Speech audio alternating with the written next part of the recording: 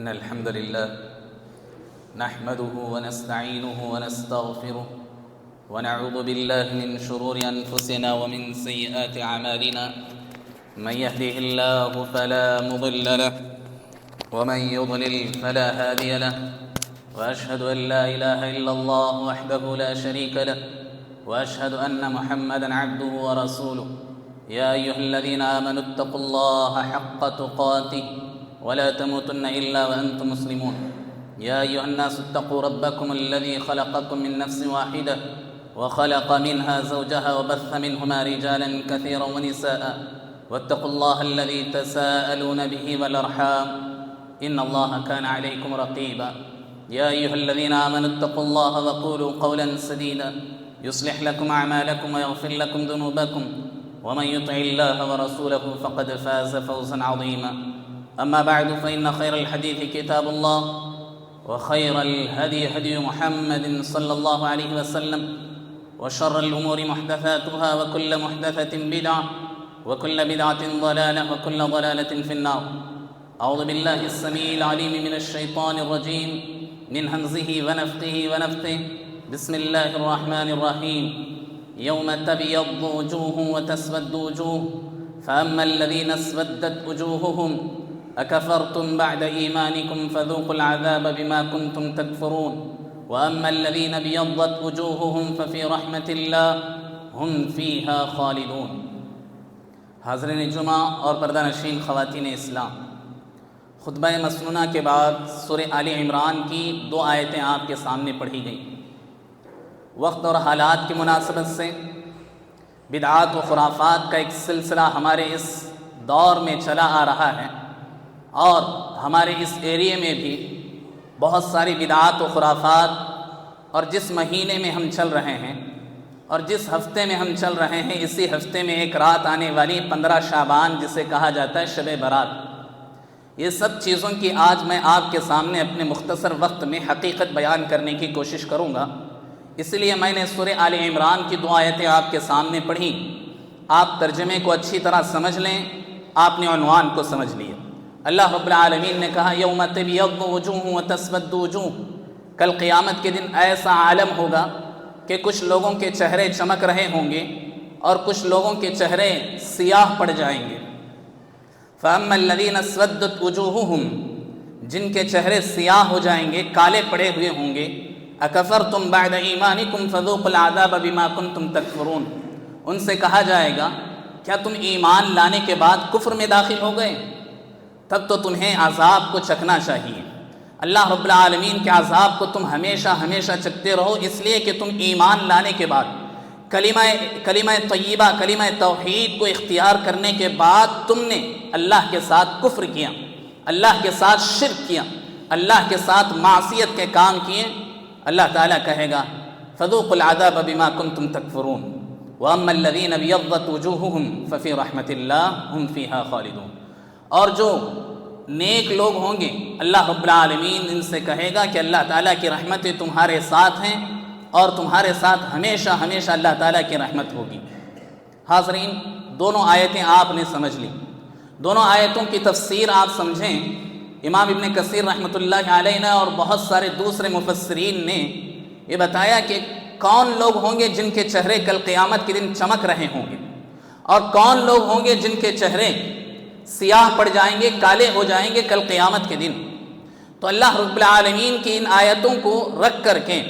اہل علم نے، مفسرین نے احادیث کی روشنی میں یہ تفسیر بیان کی کہ یوم تبیض وجوہ، قیامت کے دن جن کے چہرے چمک رہے ہوں گے، ہم اہل السنہ، وہ لوگ اللہ کے نبی صلی اللہ علیہ وسلم کے طریقے پر چلنے والے صحابہ ہوں گے، طریقے پر چلنے والے لوگ ہوں گے جو قیامت تک چلتے رہیں گے.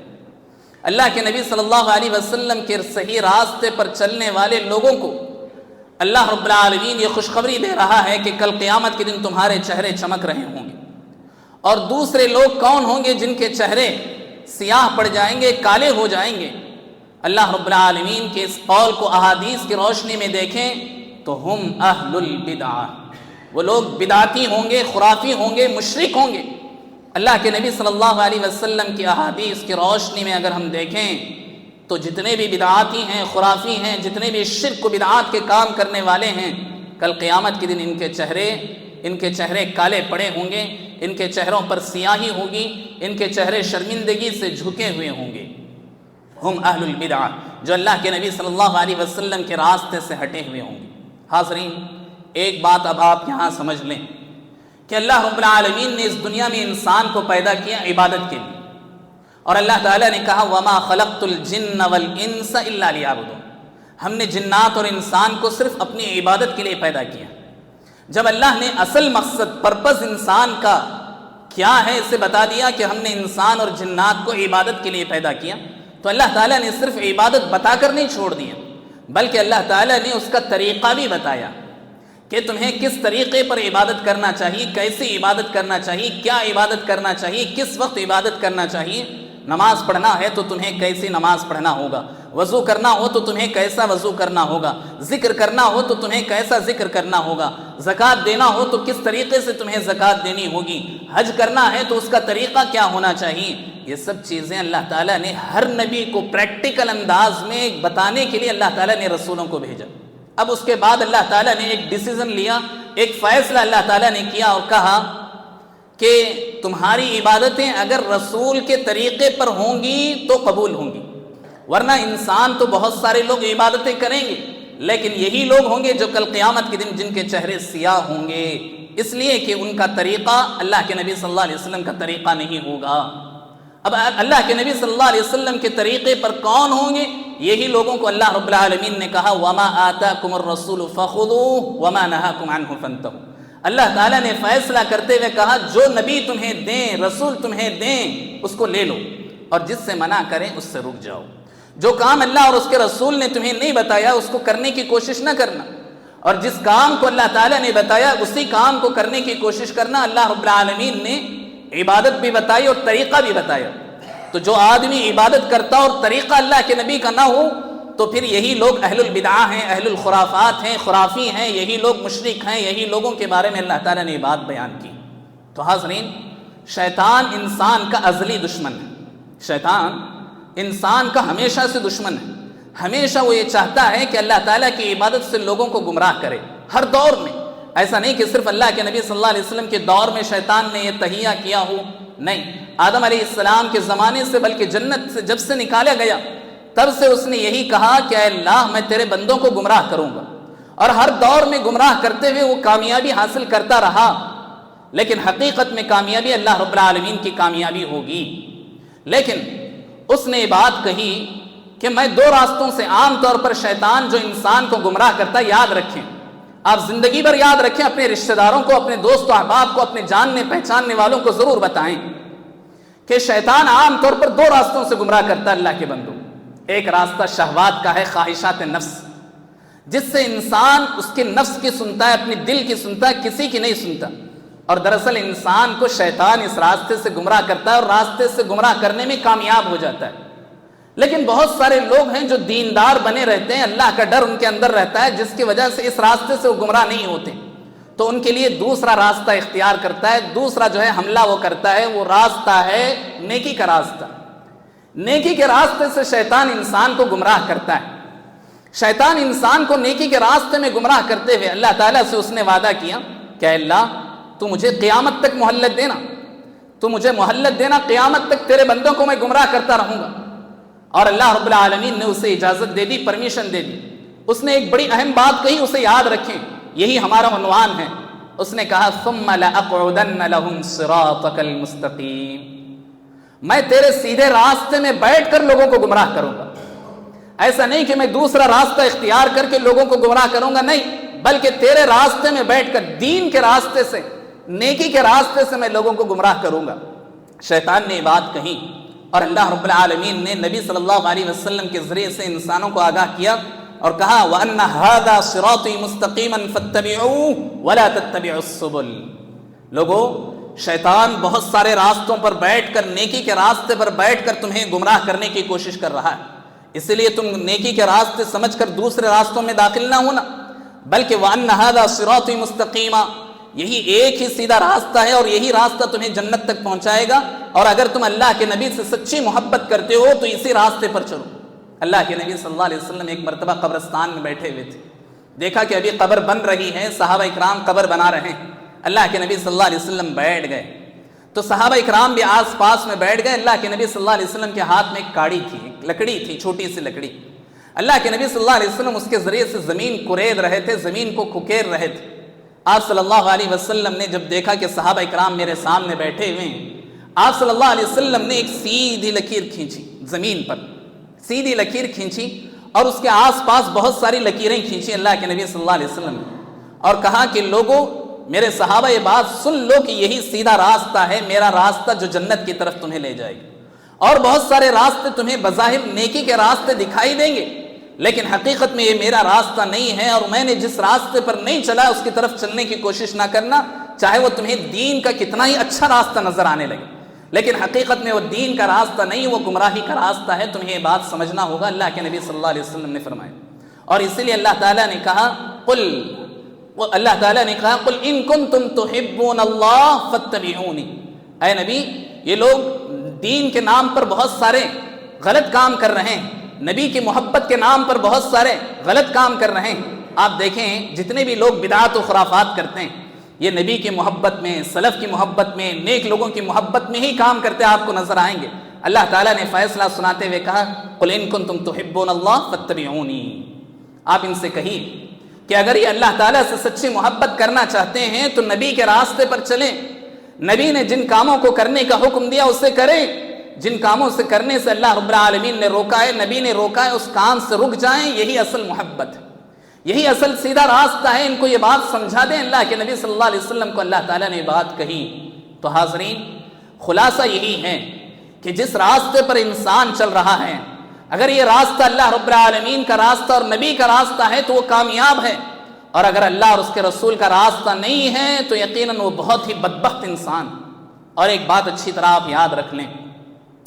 سلف نے بہت اچھی بات کہی، کہا کہ المعصیہ البدعۃ احب الی الشیطان من المعصیہ۔ سلف نے ایک بڑا اہم بات کہی، بڑی اہم بات کہی، یاد رکھ کر جائیں۔ کیا کہا؟ کہا کہ گناہ سے زیادہ بدعت بہت پسند ہے شیطان کو، بدعت گناہ سے زیادہ پسند ہے۔ اسی لیے آپ دیکھیں گے کہ ایک شرابی شراب خانے کی طرف جا رہا ہو اور ایک دوسرا ایک مسلمان ہے جو مزار کی طرف جا رہا ہو، ان دونوں کو رکھ کر دیکھیں شیطان کس کی وجہ سے زیادہ خوش ہوتا ہے، مزار کی طرف جانے والے سے زیادہ خوش ہوتا ہے یا شرابی کی طرف، شراب خانے کی طرف جانے والے سے زیادہ خوش ہوتا ہے؟ ایک اور آدمی ہے جو اپنے آپ کو مولوی کہتا ہے، اپنے آپ کو عالم کہتا ہے، فاتحہ خوانی مولود میں مصروف ہے، لوگوں کو اس میں مصروف رکھا ہوا ہے، کھلا رہا ہے، پلا رہا ہے، لوگوں کو خوش کر رہا ہے، اس سے جو ہے شیطان خوش ہوگا یا وہ جو ہے چوری کرنے کے راستے پر جا رہا ہے اور چوری کر رہا ہے؟ تم خود چور کو پکڑ کر پوچھو، آپ خود چور پکڑ کر پوچھو کہ چوری کرنے والے سے کیا تم یہ کام صحیح کر رہے ہو، تو چور خود کہے گا کہ میں جو کام کر رہا ہوں غلط کام کر رہا ہوں، میں جو کام کر رہا ہوں مجھے شرمندہ کرنے والا کام ہے، اس لیے تو میں چھپ چھپ کر رہا ہوں۔ اس کے مقابلے میں ایک وہ مولوی جو دین کے نام پر لوگوں کو لوٹتا ہے، ان کے جیبوں کو کاٹتا ہے، ان کے پیٹوں کو کاٹتا ہے، ان کے جیبوں میں جہنم کی آگ کو بھرتا ہے، اللہ کے بندو ایسے شخص سے پوچھو تو وہ کہے گا کہ یہ تو نیکی ہے، نیکی کے راستے سے انسان کو کیسے شیطان نے گمراہ کر دیا، اور شیطان یہی کہتا ہے کہ اسی راستے سے مجھے اصل لے کر جانا ہے لوگوں کو، یہی راستہ ہے جسے میں چاہتا ہوں۔ حاضرین یہ بات یاد رکھیں، اللہ رب العالمین نے سورہ غاشیہ، آپ ہر جمعہ سنتے ہیں سورہ غاشیہ، هل اتاك حدیث الغاشیہ وجوہ یومئذ خاشعہ عاملۃ ناصبہ، اللہ رب العالمین نے کہا قیامت کے دن کچھ ایسے چہرے ہوں گے جن پر شرمندگی ہوگی، جن کے چہرے جھکے ہوئے ہوں گے، تھکے ہوئے ہوں گے، عمل کر کر کے تھکے ہوئے ہوں گے۔ کیا جو لوگ جو ہے کل قیامت کے دن جن کے چہرے جھکے ہوں گے، شرمندہ ہوں گے، کیا انہوں نے دنیا میں عمل نہیں کیا؟ نہیں، بلکہ انہوں نے دنیا میں بہت عمل کیا۔ اللہ تعالیٰ نے آگے کہا عاملۃ ناصبہ، عمل کر کر کے تھکے ہوئے ہوں گے، لیکن تصلی نارا حامیہ، یہ لوگ جہنم کی آگ میں ڈھکیلے جائیں گے۔ کیوں؟ حضرت عمر رضی اللہ عنہ کا ایک واقعہ بعض مفسرین ذکر کرتے ہیں، ان دو آیتوں کی روشنی میں یاد رکھیں۔ حضرت عمر رضی اللہ عنہ ایک مرتبہ ایک چرچ کے پاس سے گزر رہے تھے، اس کے راہب کو دیکھا، آپ بھی دیکھو، جو چرچ کا راہب ہے، جو چرچ کا پوپ ہے، بہت زیادہ عبادتوں میں مصروف آپ کو نظر آئے گا، دنیا سے کٹا ہوا، دنیا سے اس کو کوئی مطلب نہیں، وہ جو ہے عبادتوں میں جو طریقے ان کے ہیں اسی میں جو ہے مہو و مگن نظر آئے گا بظاہر دیکھنے میں۔ لیکن حضرت عمر رضی اللہ عنہ نے جب راہب کو دیکھا کہ اپنے آپ کو تھکا رہا ہے، اپنے آپ کو عبادت میں لگایا ہوا ہے، رات دن ایک کر کے عبادت کر رہا ہے، نہ آرام دیکھتا ہے، نہ جو ہے سکون دیکھ رہا ہے، نہ کوئی اس کی خواہش ہے، نہ ہی وہ جو ہے اپنے دنیا کی خواہشات پوری کر رہا ہے، حضرت عمر رضی اللہ عنہ کے آنکھوں سے آنسو جاری ہوئے، لگاتار رونے لگے حضرت عمر رضی اللہ عنہ۔ اور اسی وقت حضرت عمر رضی اللہ عنہ نے یہ دو آیتیں پڑھی، کہا وجوہ یومئذ خاشعہ عاملۃ ناصبہ، یہی وہ لوگ ہوں گے کل قیامت کے دن ان کے چہرے جھکے ہوں گے شرمندگی کی وجہ سے، عاملۃ ناصبہ، یہ لوگ عمل کر کر کے اپنے آپ کو تھکائے ہوئے ہوں گے۔ ایسے ہی لوگ ہوں گے جو بدعات و خرافات کیے ہوں گے۔ حاضرین، یقیناً جو لوگ بدعات و خرافات میں ہیں، آپ یاد رکھیں کہ یہ لوگ ان کے اعمال بیکار ہیں، ان کا وقت بیکار ہے، ان کا پیسہ بیکار ہے، ان کی محنتیں بیکار ہیں، ان کی عبادتیں بیکار ہیں۔ یہ بات میں نہیں کہتا، قرآن کریم کہتا ہے۔ آپ قرآن سے پوچھو، قل هل انبئکم بالاخسرین اعمالا الذین ضل سعیهم فی الحیاۃ الدنیا وهم یحسبون انهم یحسنون صنعا۔ قرآن کریم کی آیت کی روشنی میں آپ یاد رکھیں، اللہ تعالیٰ کہتا ہے کیا میں ایسے لوگوں کی خبر تمہیں نہ دوں، کیا میں ایسے لوگوں کے بارے میں تمہیں نہ بتاؤں جو ہے عمل کر کر کے تھکے ہوئے ہوں گے، لیکن ان کے اعمال ضائع کر دیے جائیں گے، ان کے اعمال کی کوئی قیمت اللہ تعالیٰ کے نزدیک نہیں ہوگی۔ کیا یہ کفار ہو سکتے ہیں؟ کیا یہ وہ جو لوگ ہندو کہلاتے ہیں وہ ہو سکتے ہیں؟ نہیں، وہ تو ہمیشہ ہمیشہ کے لیے جہنم میں ہیں، ان کا کوئی حساب و کتاب نہیں، ڈائریکٹ اللہ تعالیٰ ان کو جہنم میں داخل کرے گا، اور یہ ہمارا ایمان۔ لیکن کون لوگ ہیں جو ہے اللہ رب العالمین کے سامنے ان کے چہرے جھکے ہوئے ہوں گے، شرمندہ ہوں گے، تھکے ہوئے ہوں گے، عمل کر کر کے تھکے ہوئے ہوں گے؟ دراصل یہی وہ لوگ ہیں جن کو اللہ رب العالمین نے کہا کہ فَأَمَّا الَّذِينَ اسْوَدَّتْ وُجُوهُهُمْ أَكَفَرْتُمْ بَعْدَ إِيمَانِكُمْ، یہ وہ لوگ ہیں جو کلمہ توحید کا اقرار کرنے کے بعد انہوں نے شرک کیا، کلمہ توحید کو پڑھنے کے بعد اللہ تعالیٰ کے ساتھ انکار کیا، کلمہ توحید کو اقرار کرنے کے بعد اللہ کے آگے سجدہ کرنے کے بجائے کسی اور کے آگے سجدہ کرنے لگے، مزاروں پر سجدہ کرنے لگے، کسی اور کے آگے اپنے آپ کی منتیں مانگنے لگے، اپنے جانوروں کو کسی اور کے نام پر قربان کرنے لگے، اپنے بدن پر اپنے جو ہے ہاتھوں میں تعویذ باندھنے لگے۔ دراصل یہی لوگ گمراہ ہیں۔ اللہ تعالیٰ کہتا ہے قل هل انبئکم بالاخسرین اعمالا الذین ضل سعیهم، ان لوگوں کی تمام تر کوششیں اللہ تعالیٰ کہتا ہے ہم ضائع کر دیں گے۔ اللہ کے بندو، حضرت سعید بن المسیب سید التابعین، صحابہ اکرام کے بعد جن کا مقام اللہ کے نبی صلی اللہ علیہ وسلم نے فرمایا تابعین کا۔ سعید بن المسیب کہتے ہیں کہ انسان بہت گمراہ ہو رہا ہے، اور حقیقت میں گمراہ ہو رہا ہے، اللہ کے نبی صلی اللہ علیہ وسلم کے عمل کو کرتا ہے لیکن طریقہ اللہ کے نبی صلی اللہ علیہ وسلم کا اختیار نہیں کرتا، اسی لیے یہ لوگ گمراہ ہیں۔ حضرت سعید بن المسیب کہتے ہیں ایک مرتبہ میں مسجد میں بیٹھا ہوا تھا، ایک شخص آیا فجر کی نماز کے بعد لگاتار نفل نمازیں پڑھنے لگا، لگاتار نفل نمازیں پڑھنے لگا۔ حضرت سعید بن المسیب نے اس کو روکا، کہا کہ تم ایسا مت کرو، تم جو نماز پڑھ رہے ہو یہ غلط ہے۔ یعنی آپ بھی جانتے ہیں کہ فجر کی نماز کے بعد کوئی نفل نماز نہیں، اور عصر کی نماز کے بعد غروب آفتاب تک کوئی نماز نہیں، نماز پڑھنا حرام ہے، ناجائز ہے، گناہ ہے۔ سعید بن المسیب نے اس سے کہا کہ اللہ کے بندے، میں لگاتار دیکھتا ہوں کہ تو نفل نمازیں پڑھتے چلا جا رہا ہے، رک جا۔ تو اس نے کہا اور یہ بات یاد رکھ کہ اگر تو ایسے نمازیں پڑھتے رہے گا اللہ رب العالمین تجھے عذاب دے گا۔ تو اس نے کہا هل يعذبني الله على الصلاة، کیا میں نماز پڑھوں تو اللہ تعالیٰ مجھے عذاب دے گا؟ کیسی بات کرتے ہو تم، کتنے بیوقوف۔ آج ان سے بھی جا کر پوچھو اللہ کے بندو تم یہ کام کیوں کرتے ہو، تو کہیں گے یہ تو نیکی کا کام ہے۔ کیا ہم ایسے وقت میں جب سبحان اللہ کہتے ہیں، اللہ کا نام لیتے ہیں، اللہ کے جو ہے عبادت کر رہے ہیں، تو کیا تم اسے جو ہے بدعت کہتے ہو؟ کیا تم اسے گناہ کہتے ہو؟ تو حضرت سعید بن المسیب نے جو بات کہی وہ بڑی اہم ہے۔ انہوں نے کہا کہ اللہ کے بندے، تیرے نماز پڑھنے پر اللہ تعالیٰ تجھے عذاب نہیں دے گا، بلکہ جس وقت سے اللہ کے نبی نے منع کیا ہے اس وقت تو نماز پڑھ رہا ہے، اس لیے یعنی یہ کہ تو سنت کی خلاف ورزی کر رہا ہے، سنت کو چھوڑ کر دوسرے راستے کو اختیار کیا ہوا ہے، اس لیے اللہ رب العالمین تجھے عذاب دے گا، اس لیے اللہ تعالیٰ سے ڈر اور اپنے کام کو چھوڑ۔ حاضرین، یہ سب چیزیں جو میں بات آپ کے سامنے کر رہا تھا ایک تمہید تھی، ایک ایسی بات تھی جس کے ذریعے سے بہت اہم بات کی طرف میں آپ کو لے جانا چاہتا تھا۔ کیا ہے کہ ابھی 2-4 دن بعد ایک شب برات کے نام سے ایک رات آتی،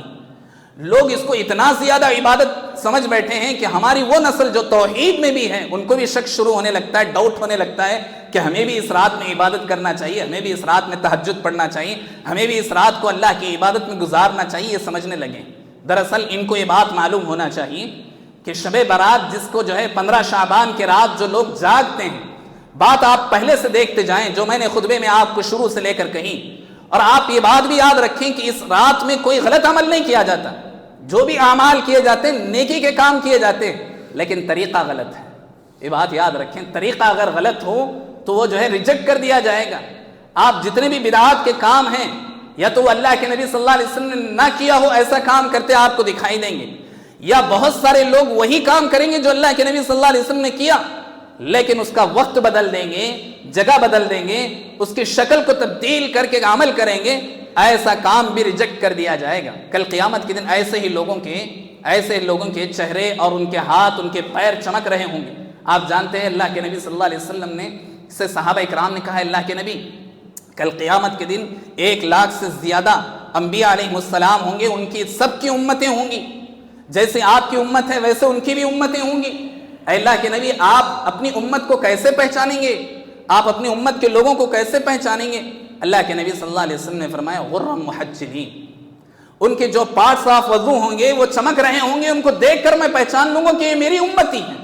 اور یہی وہ لوگ ہیں جو نماز پڑھ رہے ہوں گے، یہی وہ لوگ ہیں جو روزے رکھتے ہوں گے، یہی وہ لوگ ہیں جو دن میں 5 وقت وضو کر رہے ہوں گے۔ لیکن اللہ کے نبی صلی اللہ علیہ وسلم سے جب جو ہے یہی لوگ جب اللہ کے نبی صلی اللہ علیہ وسلم کو نظر آئیں گے، اللہ کے نبی صلی اللہ علیہ وسلم کہیں گے آ جاؤ حوض کوثر پر آ جاؤ، میں تمہیں پانی پلانا چاہتا ہوں۔ اللہ کے نبی صلی اللہ علیہ وسلم کی طرف اس کے امتی آتے رہیں گے، لیکن فرشتے کچھ لوگوں کو پکڑ کر ڈھکیلیں گے۔ کن لوگوں کو ڈھکیلیں گے؟ کیا کافروں کو ڈھکیلیں گے؟ نہیں، اس لیے کہ ان کے پارٹس آف وضو چمکے گے نہیں۔ آخر کون لوگ ہوں گے جن کے جو ہے پارٹس آف وضو چمک رہے ہوں گے؟ یہی تو وہ لوگ ہوں گے جو دن میں 5 وقت نماز پڑھتے بھی ہوں گے اور اللہ کے علاوہ کسی اور کے آگے سجدہ بھی کرتے ہوں گے، اللہ کے علاوہ کسی اور کو بھی جو ہے مشکل کشا سمجھیں گے، اللہ کے علاوہ کسی اور سے اپنی منتیں مانگیں گے۔ اللہ رب العالمین، اللہ کے نبی صلی اللہ علیہ وسلم ان کو بلائیں گے اور فرشتے ان کو ڈھکیلیں گے۔ اللہ کے نبی صلی اللہ علیہ وسلم فرمائیں گے کہ یہ تو میرے امتی ہیں اور ان کے اعضائے وضو چمک رہے ہیں، ان کو تم ڈھکیل رہے ہو۔ تو کہیں گے کہ اے اللہ کے نبی آپ کو یہ بات معلوم نہیں، آپ کے چلے جانے کے بعد انہوں نے اس دین میں یعنی دین مبین میں، دین رحمت میں، جس دین اسلام میں اللہ رب العالمین نے جو دین دیا تھا، آپ نے جو انہیں طریقہ بتایا تھا، اس کو چھوڑ کر یہ دوسرے طریقے کو اختیار کر لیے تھے، اسی لیے اے اللہ کے نبی ان کو یہ چیز مہیا نہیں ہوگی۔ آب کوثر یعنی یہ کہ کوثر کے حوض کا پانی آپ انہیں نہیں پلا سکتے۔ تب اللہ کے نبی صلی اللہ علیہ وسلم فرمائیں گے سحقاً سحقاً لمن غیر بعدی، ایسے لوگوں کے لیے دوری ہو جائے، اگرچہ کہ ان کے اعضائے وضو چمک رہے ہوں گے، لیکن اللہ کے نبی صلی اللہ علیہ وسلم کہیں گے کہ میرے چلے جانے کے بعد، میرے اس دنیا سے چلے جانے کے بعد جنہوں نے بھی دین میں تبدیلی کی، یا وہ طریقہ اختیار کیا جو میں نے نہیں کیا، یا وہ ایسا کام کرنے لگے جو میں نے کیا ہو لیکن وہ کام جیسا میں نے کر کے دکھایا ویسا نہ کیا ہو، سب کو ایسے لوگوں کے لیے دوری ہو جائے اور وہ لوگ جہنم میں چلے جائیں۔ اللہ کے نبی صلی اللہ علیہ وسلم ان کو اپنے طرف سے دور کرتے چلے جائیں گے، ان کی ملاقات اللہ کے نبی صلی اللہ علیہ وسلم سے نہیں ہوگی۔ تو حاضرین، شب برات کے آپ دیکھیں، 15 شعبان کے رات کے لیے خلاصے کے طور پر اگر آپ کو ذہن میں رکھنا ہے تو ایک ہی بات میں بتا دوں کہ ایک بھی صحیح حدیث یا قرآن کی کوئی آیت ثابت نہیں ہے جو شب برات کے لیے صحیح ثابت کر سکے۔ شب برات کے لیے کوئی ثابت صحیح کر سکے ایسی کوئی آیت بھی نہیں، ایسی کوئی حدیث بھی نہیں، نہ اللہ کے نبی صلی اللہ علیہ وسلم کا، نہ صحابہ اکرام کا کوئی عمل رہا ہے۔ اللہ کے نبی صلی اللہ علیہ وسلم کی کوئی حدیث ایسی ثابت نہیں۔ اس کے باوجود جو لوگ بھی عمل کرتے ہیں، اس رات جاگ کر کے پوری رات جاگتے ہیں، دوسرے دن کا روزہ رکھتے ہیں، پوری رات جاگ کر کے اپنے آپ کو تھکاتے ہیں، صلاۃ الالفیہ پڑھتے ہیں۔ صلاۃ الالفیہ کسے کہتے ہیں اللہ کے بندو؟ یہ لوگ 100 رکعت نماز پڑھتے ہیں جس میں ہر رکعت میں 10 مرتبہ سورہ فاتحہ کے بعد سورہ اخلاص پڑھتے ہیں، اور 10 مرتبہ جو ہے سورہ اخلاص پڑھیں گے۔ ہر رکعت میں 100 رکعت پڑھیں گے تو کتنی مرتبہ ہو جائے گا؟ 1000 مرتبہ۔ اور اس کو الف کہتے ہیں، آپ جانتے ہیں عربی میں اس کو الف کہتے ہیں، اور اس کو انہوں نے صلاۃ الالفیہ کے نام سے جو ہے رکھا ہے، جو کہ نہ جو ہے ضعیف حدیثوں میں بھی مروی نہیں ہے۔ ایسے موضوع من گھڑت لوگوں کو جو ہے باتیں بتا کر کے لوگوں کو گمراہ کرتے ہیں۔ راتوں میں جو ہے پکوان پکائے جاتے ہیں اور یہ سمجھا جاتا ہے کہ اس رات قبرستان کی زیارت کرنا چاہیے۔ یہ ضعیف حدیث ہے اللہ کے نبی صلی اللہ علیہ وسلم کے بارے میں جس طرف یہ لوگ لے کر جاتے ہیں، ضعیف موضوع روایات ہیں۔ اللہ کے نبی صلی اللہ علیہ وسلم نے تو ہمیشہ زیارت کرنے کا حکم دیا اور کہا کہ یہ تمہاری ضرورت ہے، تمہیں موت کی یاد دلائے گئی، اس کی زیارت کرتے رہو قبرستان کی، لیکن کسی خاص وقت میں کرنا، کسی خاص رات میں کرنا، اور یہ سمجھا جاتا ہے کہ یہ تو مردوں کی عید ہے، اپنے بچوں کو جو ہے اچھے کپڑے پہنائے جاتے ہیں، اچھے پکوان پکائے جاتے ہیں، گھروں کی صفائی کی جاتی ہے، ایسے بے شمار بدعات و خرافات آپ دیکھتے ہوں گے، ایک سمندر ہے جو ہے اس رات اپنائے جاتے ہیں۔ دراصل یہی لوگ ہیں جو اپنے آپ کو تھکا رہے ہیں، لیکن دراصل ایسے لوگوں کے اعمال اللہ رب العالمین ضائع کرے گا۔ یہی جو ہے خلاصہ کلام ہے، اس لیے اس بات کو بھی یاد رکھیں، ہماری آنے والی نسلوں کو بتائیں کہ یہاں جو ہے چراغاں کیا جاتا ہے، مساجد کو سنوارا جاتا ہے اور جو ہے راتوں کو جاگا جاتا ہے، مساجد کو آباد آپ دیکھتے ہیں، یا تو وہ جو ہے حدیثیں ضعیف ہیں یا وہ روایتیں ہیں جو شب قدر کے لیے اللہ کے نبی صلی اللہ علیہ وسلم نے بتایا، اسے لا کر کے شب برات کے لیے فٹ کر کے کہتے ہیں کہ اللہ کے نبی صلی اللہ علیہ وسلم نے، اور جو ہے قرآن کریم کی سورہ دخان کی آیتیں وغیرہ یہ لوگ ذکر کرتے ہیں اور کہتے ہیں کہ یہی وہ رات ہے جو ہے 1000 مہینوں سے افضل ہے، اسی رات میں اللہ تعالیٰ فیصلے کرتا ہے، اسی لیے اس رات جو ہے اچھے پکوان پکانے چاہیے، اپنے گھر والوں پر جو ہے یعنی بہت زیادہ خرچ کرنا چاہیے، یہ سب جو ہے عقیدے ان کے پائے جاتے ہیں۔ آپ میں سے ہر شخص کی ذمہ داری، میری ذمہ داری ہے کہ ہم میں سے ہر جو ہے ملنے والے ملانے والے سے یہ بات واضح کریں، کلیئر کریں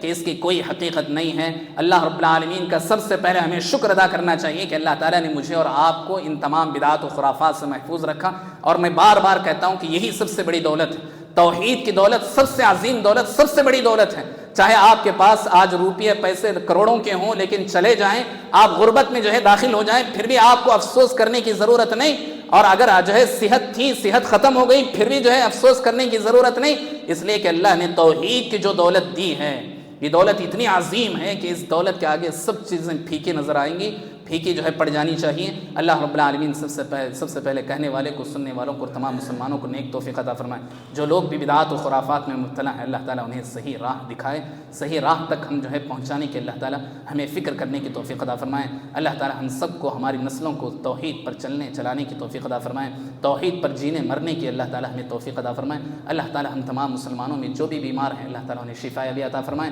یہاں جو بھی مرد و حضرات بیٹھے ہوئے ہیں، اللہ تعالیٰ جو بھی بیمار ہیں، انہیں جو بھی دوائیں دی جا رہی ہیں، اللہ تعالیٰ ان کی دواؤں میں اثر عطا فرما،